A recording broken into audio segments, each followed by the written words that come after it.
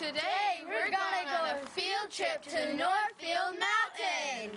And we're going on a field trip to the Hitchcock Center. 1, 2, 3, 4.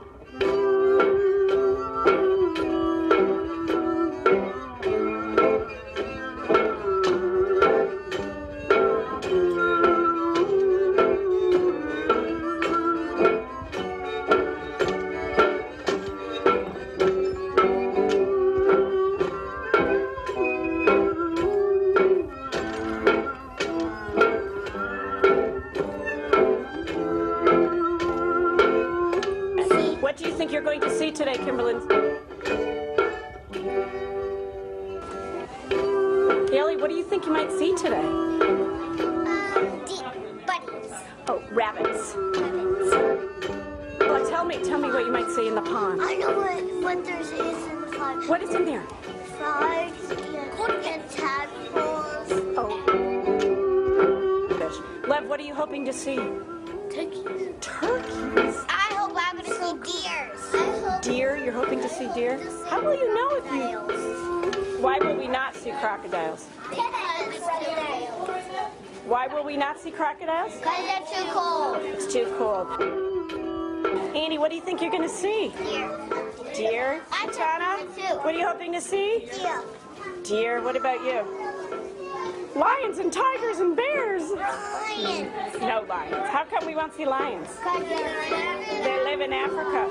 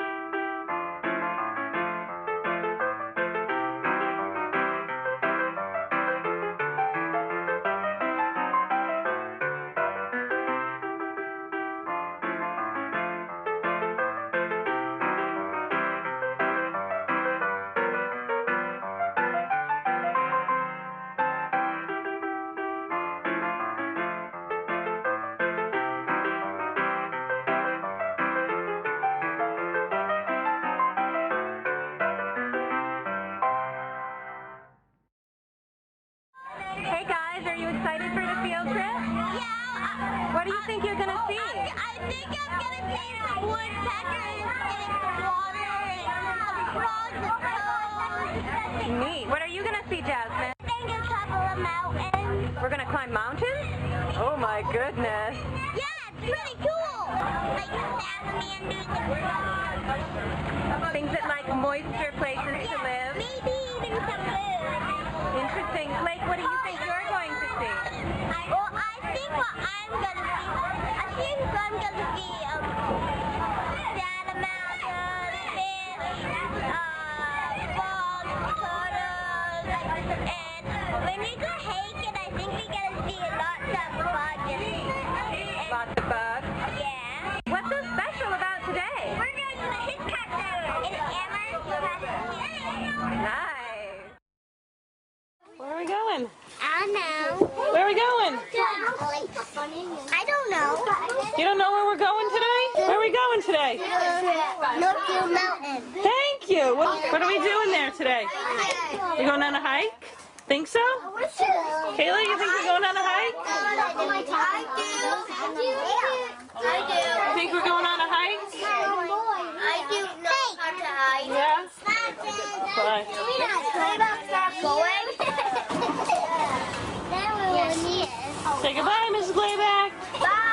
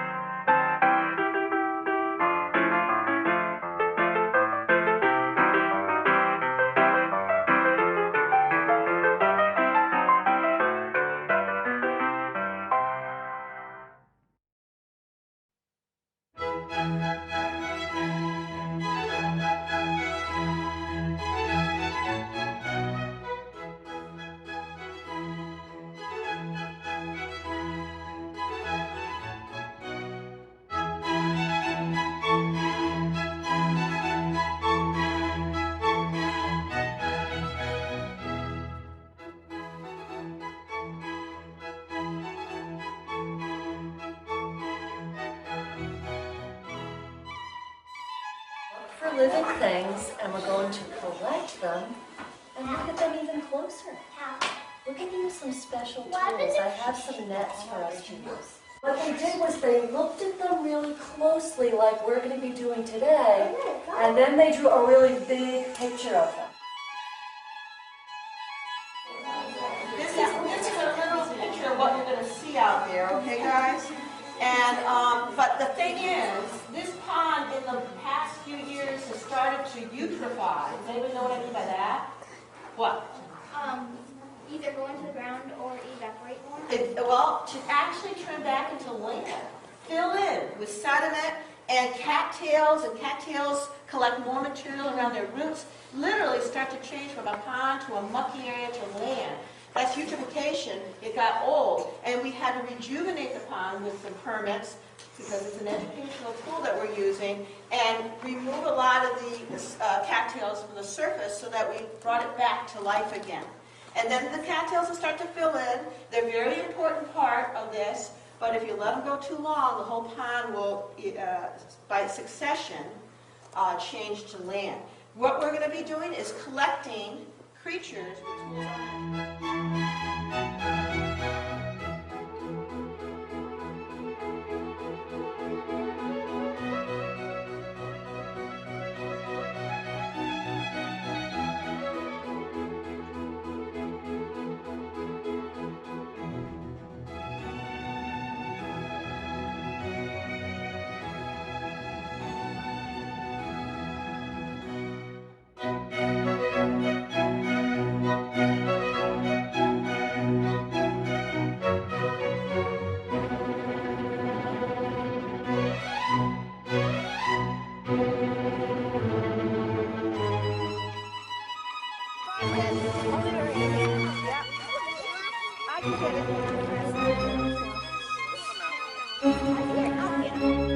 Catching bugs/animals in the pond. Yeah. Oh, go right there. Cassidy, what are you trying to find? Salamander. Salamander. I know how to get water.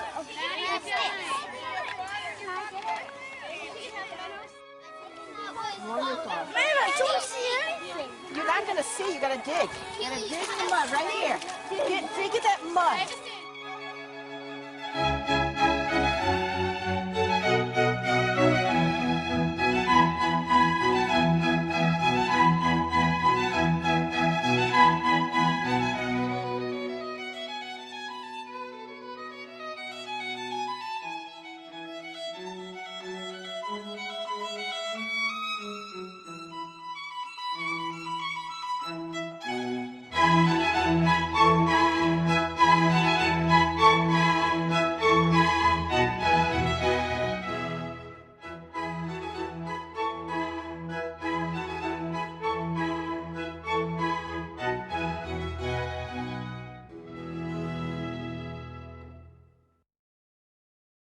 What we're going to do is go back into the laboratory. You're going to put your against the wall outside so they'll dry. I'll show you how to do it all in the same position, please.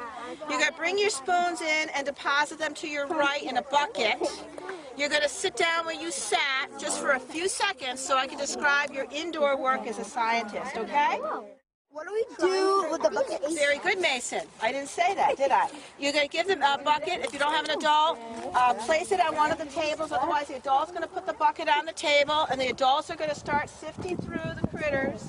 Salamander in one container, the tadpole in the other, all the other neat critters in that tray, while the kids, the students are listening to me, okay?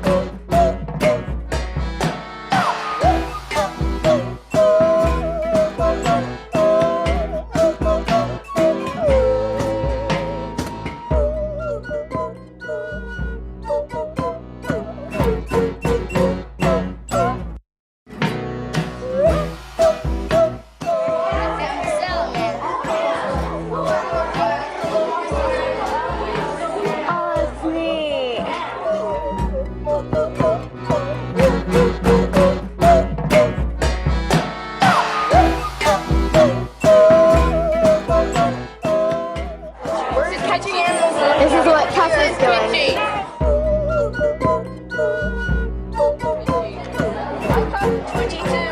You caught Twitchy. Twitchy's cousin. Twitchito. Cool. I'm trying to magnify that big booger. Is it hard to get? I was just trying to get that. Yes, and it just got back in, so we couldn't. This tadpole has the softest skin in the world. It's so adorable, and it's pretty small because it doesn't have any legs. His name is Satin because he's so soft. He is satin. So soft. Satin. Let's put him back in. And he's wiggling. We have some shrimp somewhere. Some freshwater shrimps. Yep. They're mating. And we're about to go look at this under the microscope.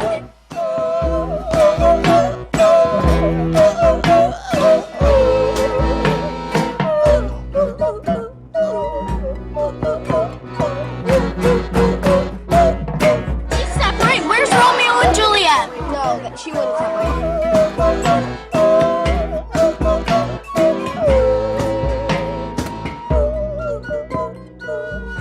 That's beautiful.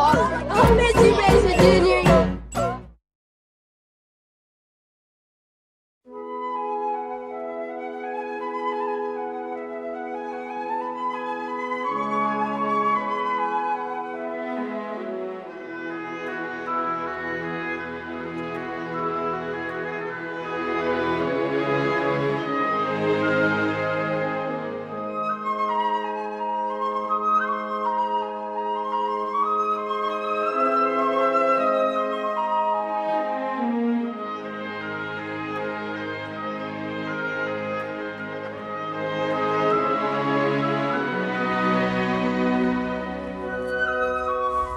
What's happening at our feet right now? We even haven't had a chance to get in the woods.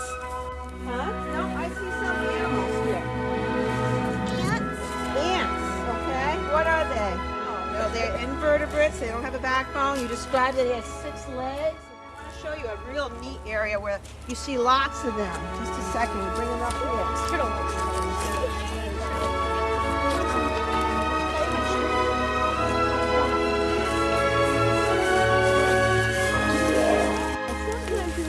Creature, they call it the antlion. It makes an inverted cone, kind of like a pit.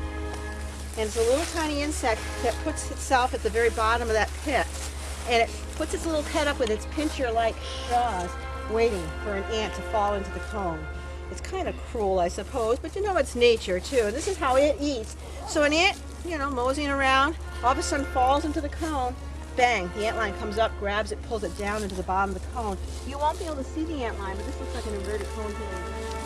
And lots of times you'll see them against the base of buildings. And my barn in Hatfield has sandy base around it for drainage, and you see all these antlion homes, and they feed on the ants. Yeah, they're really a cool insect. Oh yeah, very cool. There's spiders. Guys, go. Cool stuff. You know what this is, Ron? This looks to me, this is kind of cool. Don't see this. Oh my God! We're checking out ants. No, don't worry about the ants. Just brush them off. They won't hurt you. Come on over this way. It's a good walk on you. Look at this. Who found this? Me. Okay, where'd you find it? Over there. Okay. By the pond. This is just a piece of birch, I think, is what it looks like, because that's what you call these lenticels on here. Birch often has lenticels where the tree breathes through these openings. And it has this vine climbing around it, probably for a very long time, because as the birch tree was growing, it was stifled a bit by the constriction of the vine. Grape will do this. Bittersweet will do this. And does anybody know what bittersweet looks like? It's become really a problem in the woods. They call it a parasite of plants. It'll grow up the tree, and bittersweet can be bigger than my arm here in the trunk of the actual stem of the bittersweet. And it'll curl around trees, get up into the canopy, and do what to it? Have you seen what happens? My grandma has bittersweet, and she has a fence because it's like on her porch, and the bittersweet grows through the fence. Oh yeah, it will. It will actually not only constrict the growth of a tree like this. This is mine. This is a mini scale of it. When it gets really huge, like the size of my arm and bigger, if you could picture that going up a tree trunk, getting up into the canopy, and then it leaves out, and it doesn't allow what to happen with the canopy of the tree? It probably doesn't allow it to breathe. Right, the photosynthesis won't occur because it is kind of covering and hovering over it, and the tree ends up dying.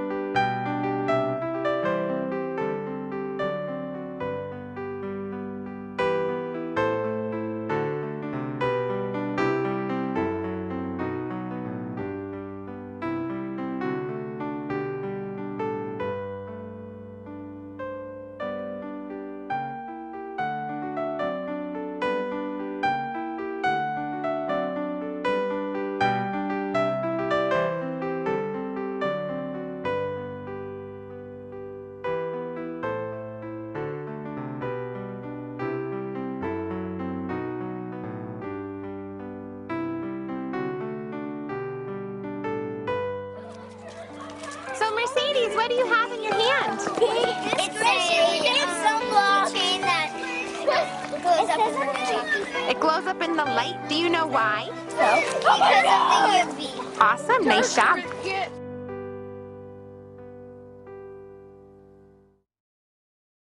card with colors on it, and I think every teacher's actually done this in the school. And your job is to find something that matches each one of these colors. One of the things that's really important to me when I go out into nature is that even if I find something that's super duper cool and super beautiful and very interesting that I want to learn more about, I look at it, I enjoy it, I touch it, then I leave it there.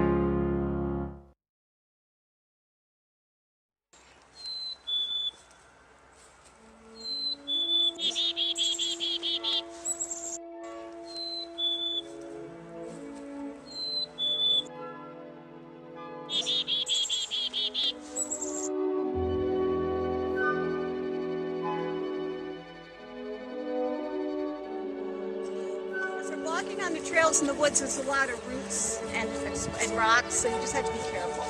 And give each other a little space so you don't trip over each other.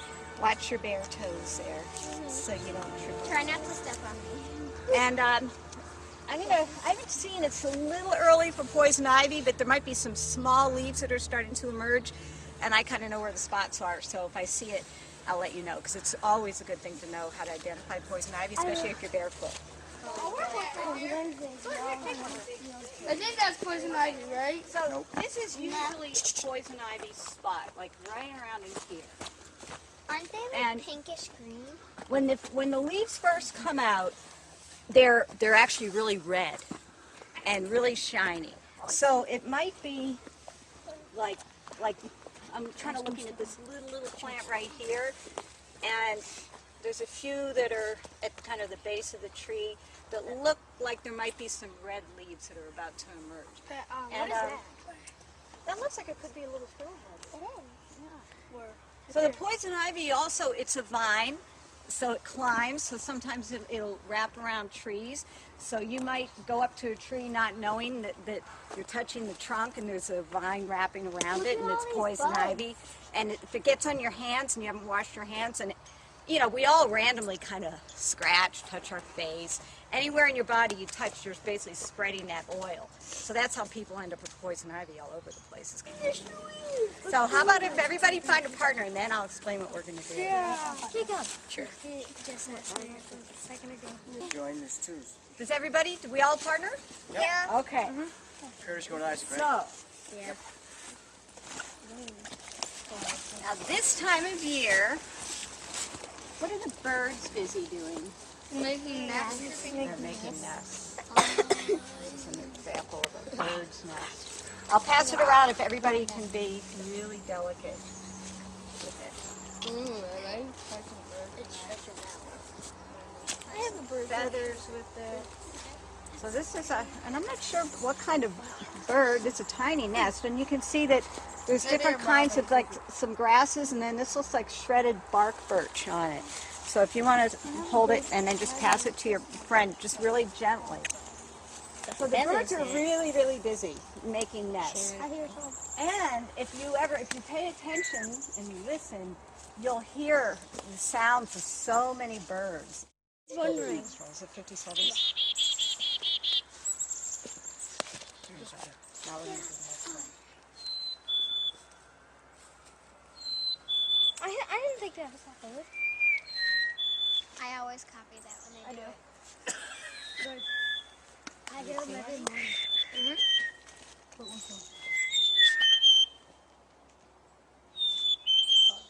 Right there. I always copy them when they do it. They're doing it. Did you hear that? Yeah. So this is a really fun game, and it's a bird call game. So you're going to have your partner, okay? So each of you, I'm going to have pictures of different birds. And then on the back of it, it will kind of have the words of how you would do that call for that particular bird. So as an example, okay. So here's a chickadee, right? So if you're the pair of you get to chickadee, then on the back, they actually have two songs. And you could hear them, right? One of the sounds is it's chickadee-dee. Chickadee-dee, chickadee-dee. The other one sounds like they're saying, hey, sweetie. Hey, sweetie. Hey, sweetie. Hey, sweetie. So both of those are the songs of the chickadees. So I'm going to give this to one pair of you, and once everybody gets their bird, each pair, then you can decide one of you is going to hide, and you're going to be the one who does the bird call.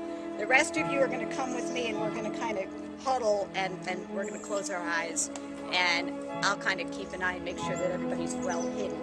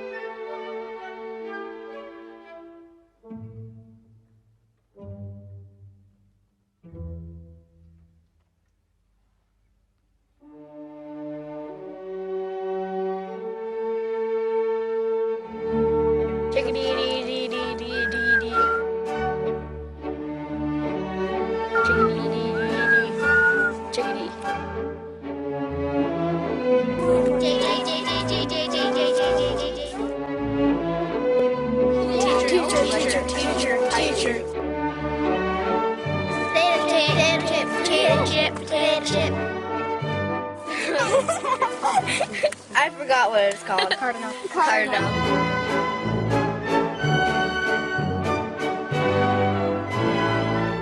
Chickadee.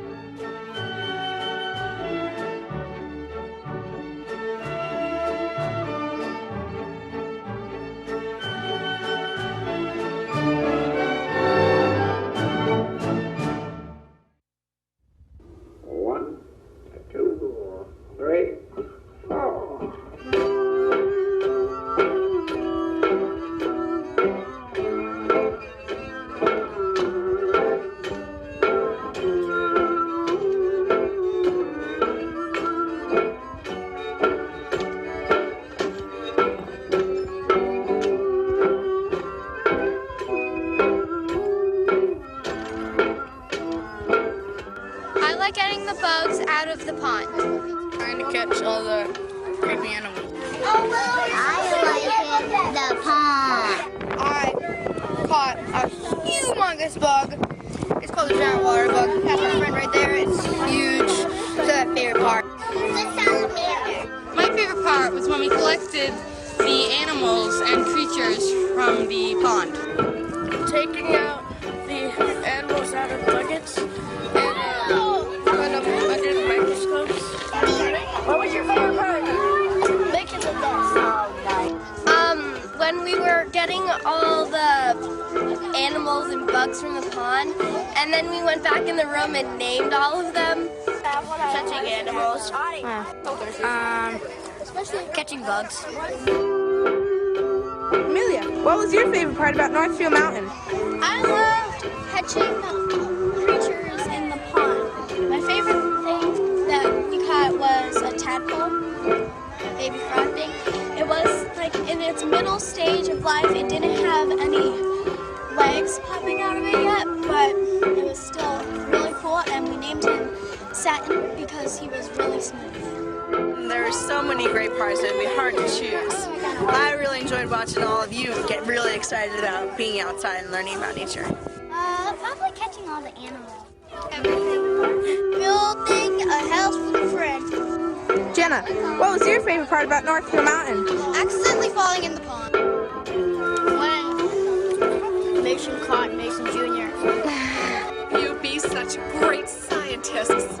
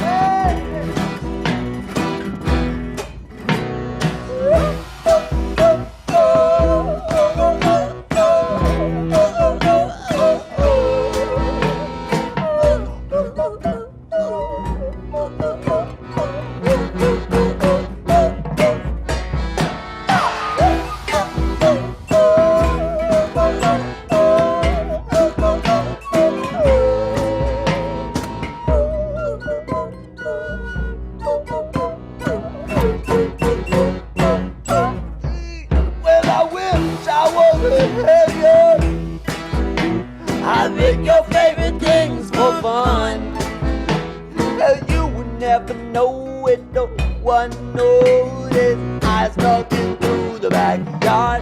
Oh, I wish I was a robber.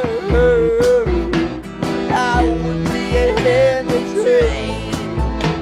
I'd steal all of your jewelry, skip the foolery, hawking it all down. It's the home is gonna pawn shop. Chickadee dee dee dee dee dee dee. Chickadee dee dee dee.